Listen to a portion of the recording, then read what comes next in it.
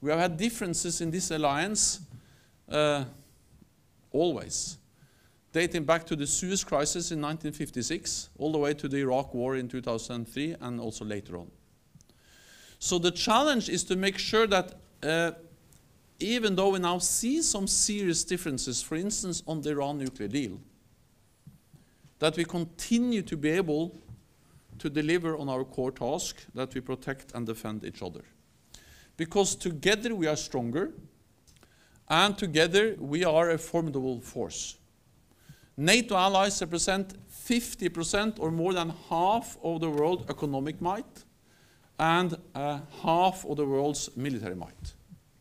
So as long as we stand together, we are strong, and therefore we have to make sure that that's still the case, even though we now see some differences. I have, for instance, heard that we see a weakened transatlantic bond because the US is disengaging with Europe, or with the security of Europe. That's actually not correct, because the reality is that the United States is stepping up its presence in Europe. The current US administration is committed to European security, not only in words but also in deeds. They are increasing their military presence, they are spending more on European security, and for instance, the last US battle tank left Europe in the autumn of 2003 after a drawdown after the end of the Cold War. Now the US is back with a full armored brigade. They have more than tripled US funding for what they call the European Deterrence Initiative, and there is more US equipment, more US exercises, more US soldiers now, because it's going up after a decline after the Cold War. So yes, there are differences, yes, there are challenges, but it's wrong to say that North America is not committed to the transatlantic bond.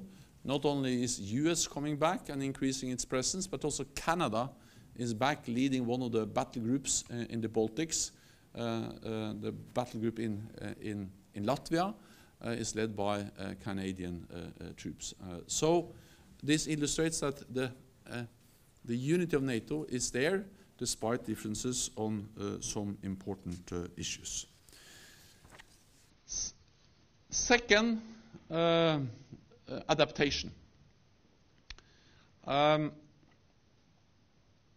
Adaptation has always been important for the alliance, but it's even more important now because we are faced with the most serious security challenges in a generation. A more assertive Russia, terrorism, proliferation of nuclear weapons, cyber attacks, and many other threats. And especially after 2014, when we saw the illegal annexation of Crimea and the,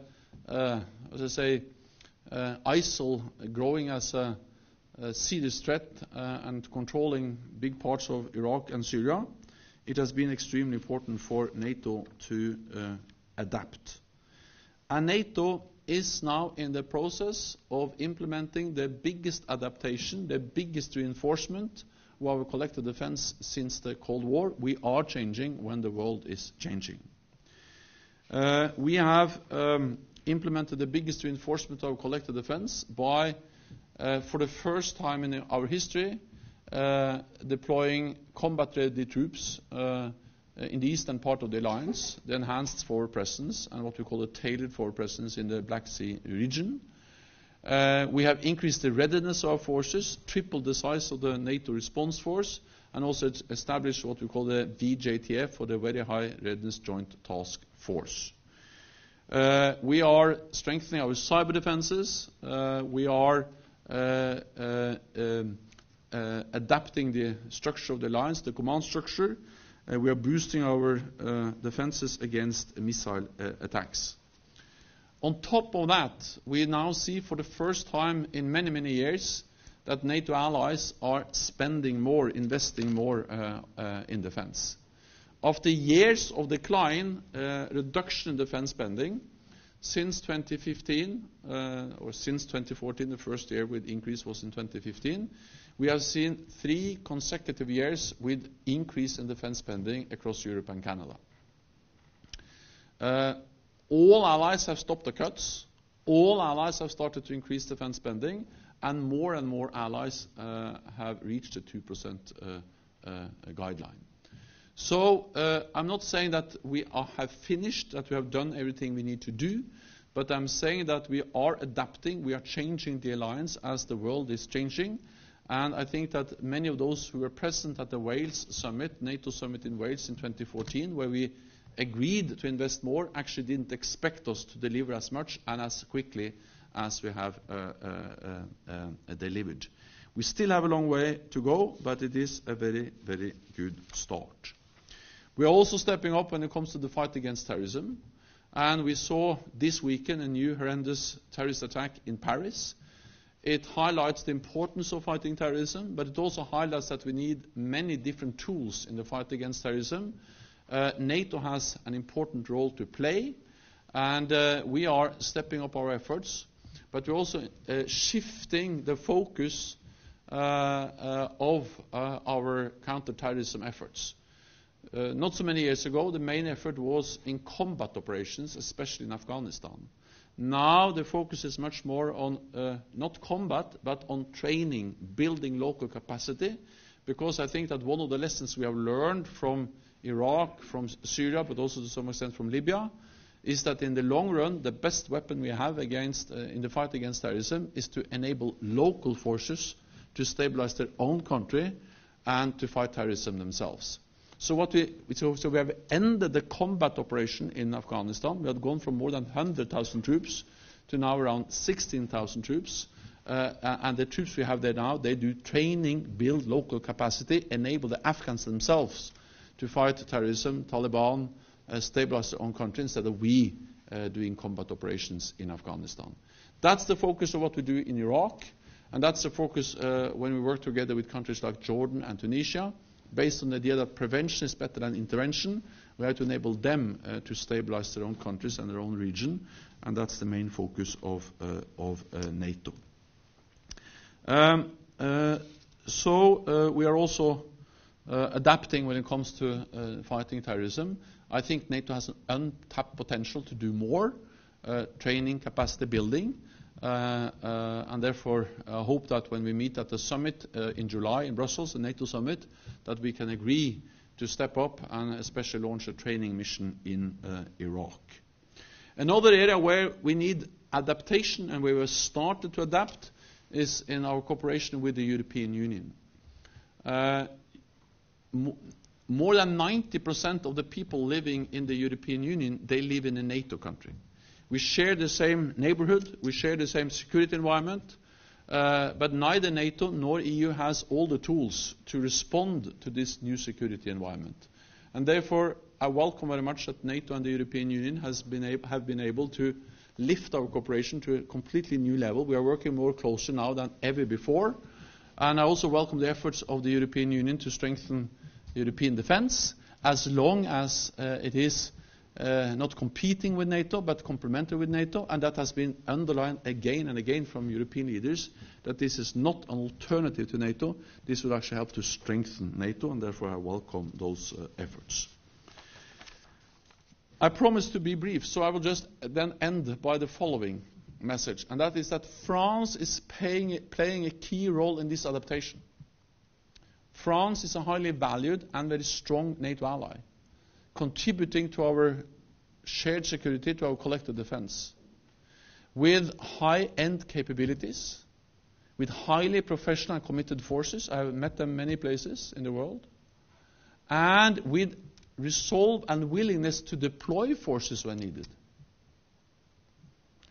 Then France is also important for our alliance, because you don't only play a key role contributing to our collective defense, but also to our deterrence, because France is one of the 3 nuclear powers in our alliance. You play a key role, France plays a key role in the fight against terrorism. 5,000 personnel, troops in the Levant and Sahel in the fight against terrorism, which is important also for all NATO allies.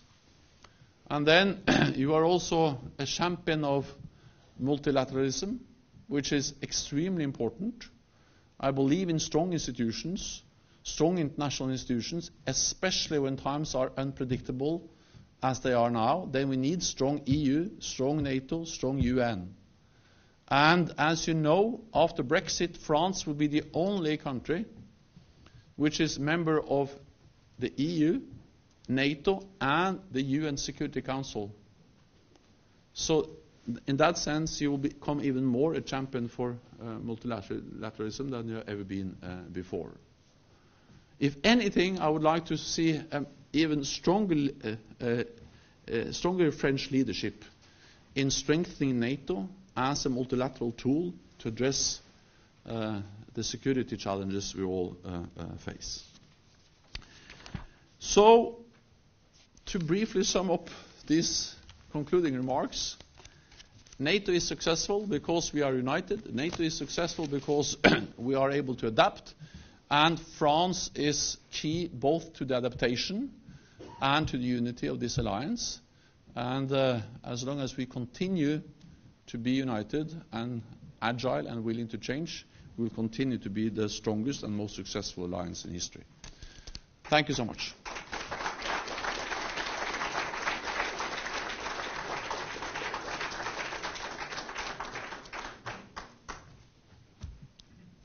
Then I'm a bit in doubt what happens now. But I can drink some water. Oh, yeah.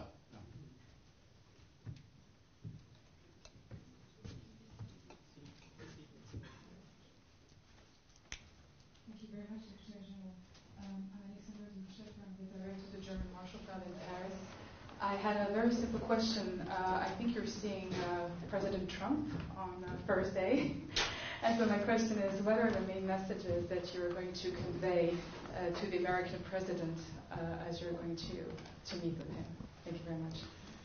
I think the easiest, yes, I will meet President Trump on the 17th of May, which is the Norwegian National Day. So I will celebrate the Norwegian National Day in the White House. And you have to know here in France that the reason why we became independent in 1814 in Norway was that we supported Napoleon during the Napoleonic War. So, yeah, together with Denmark. We didn't win, but we were at least together with France and Napoleon. And then we had independence from the 17th of May, 1814 to August 1814. Then Sweden invaded us. We were under Swedish rule for 100 years. And then we became independent. That was not the answer, because that's not what I'm going to tell President Trump, at least not the main message. To be honest, the main message is exactly what I said now. The main message is that NATO is strong, NATO is successful because we are united and because we are able to adapt. But I will also be, of course, in all my speeches and with all the NATO leaders, I'm also addressing the differences, the challenges we have. Because I think there is no reason to try to deny that there are challenges. And I just met with the French defense minister, Florence Palais, and I will meet President Macron tomorrow. And of course, my main challenge is to make sure that despite these differences, we are able to once again prove that NATO allies unite around a common task, one for all for one, we protect each other, and that we're able to invest and adapt more in defense because we are faced with a more unpredictable world. And then I will go through some specific challenges. We will discuss the upcoming summit, and there are 5 main topics for the summit. It's deterrence and defense, including the relationship with Russia. It's fighting terrorism, very much about what I talked about now, building local capacity, training local forces. It's about NATO-EU cooperation, more cooperation, welcome EU defense, as long as it's not competing but complementing NATO. And then modernizing the alliance, which is about the command structure and some other institutional things we are doing modernize the alliance. And then it's about burden sharing. And to be honest, that will be one of the main issues we will discuss, meaning how to make sure that all allies deliver on what we agreed in Wales. Because this is not an idea that I invented, or it was actually at that time 28 allies sitting around the same table, and they agreed to stop the cuts. They agreed to increase defense spending, and then to move towards spending 2% of GDP on defense. This is something we do not to please the United States. We do it because it is in our own security interests. And France is leading by example, because you are at a 2 point, I think, in 79, and this year actually you expect to be at 2.81. So you are increasing 1.81 of GDP. I saw the face of the ambassador; she was a bit confused. I would have blamed her if I was on wrong figures. No, 1.81 is the expected figure for this year. It's not yet 2%, but France has a very clear commitment to reach 2% by 2025. So you are leading by example. But all allies agree to this, and we don't do that to please the United States, but do it because it is our own security interest. Having said that, I think it's obvious that this is also about fairness. Because the GDP of the United States is roughly the same as the GDP of European NATO allies. So we are as rich. But despite that, the US spends twice as much on defense as we do. And that's not balanced. Yeah.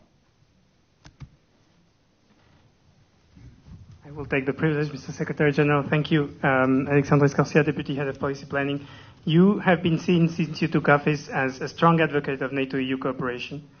At the same time, some of the remarks you have made in the past, particularly at Munich, have been construed here in Paris, you probably know this, as kind of symbolizing a backlash towards, or some kind of a warning towards too much development of European defense that could, as you just said, compete with NATO. So how do you really believe that European defense can develop and not compete with NATO? We in Paris believe it can.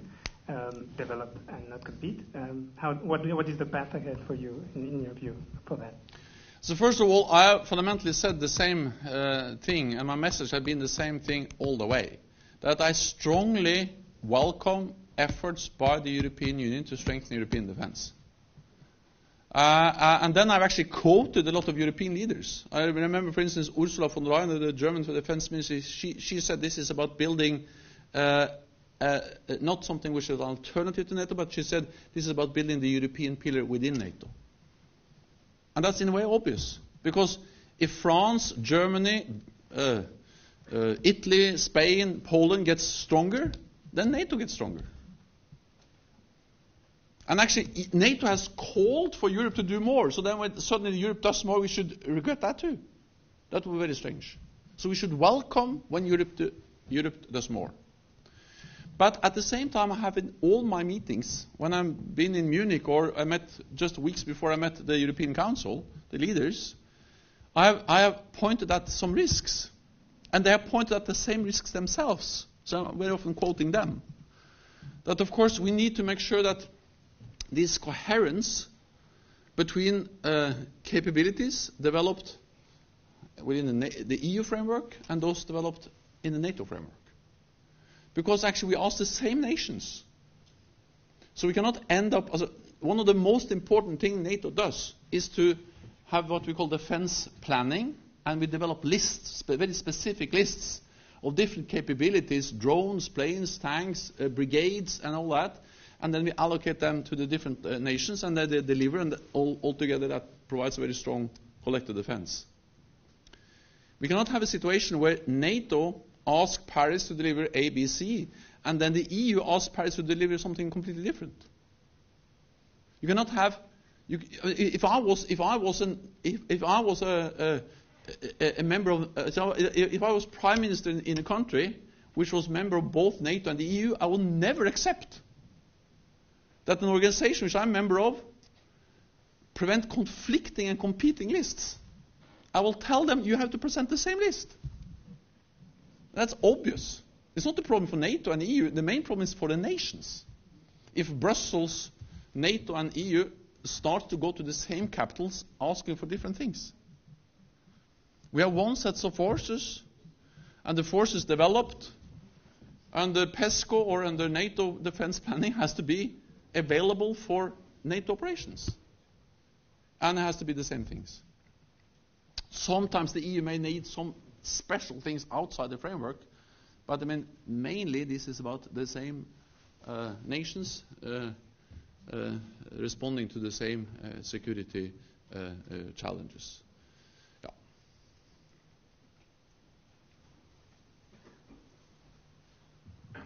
Mr. Secretary General, you have just moved in a beautiful building, which many ministers will saw with envy, because it's so modern and effective. But and at the summit in July, you will approve the new military structure. So, what are your intentions concerning the reform of the HQ, which is under your authority? But you are going to help me with that. So So I will not answer that question until you have given me an advice. I wait for your advice. No. But I mean, we have asked external experts, and you are among them, to give us advice and to help us with with what we call the functional review, which is a review which is now going on to make sure that NATO is adapting, that we are as effective, as targeted as possible, and that we are agile and forward-looking all the time. And the reality is that there are several strands of works that are going on the same time, and they are supporting each other. We are adapting the command structure. We will hopefully agree that in July. Then we are having in this functional review to make sure that the headquarters is working in the best possible way. This is about decision-making, speed of decision-making. It's about avoiding unnecessary bureaucracy. It's about making sure that we are transparent, and also that we are, for instance, able to develop new capabilities in an effective way, and so on. There are always challenges in an organization representing 29 nations. It will always be a bit more difficult than in one single nation, but we have to always strive and push for being so effective as possible. So it's new command structure, the functional review of the headquarters, but then on top of that we are moving into a new building, as you just said. And I think that creates an excellent platform for reshaping and to invigorating the whole way NATO is working.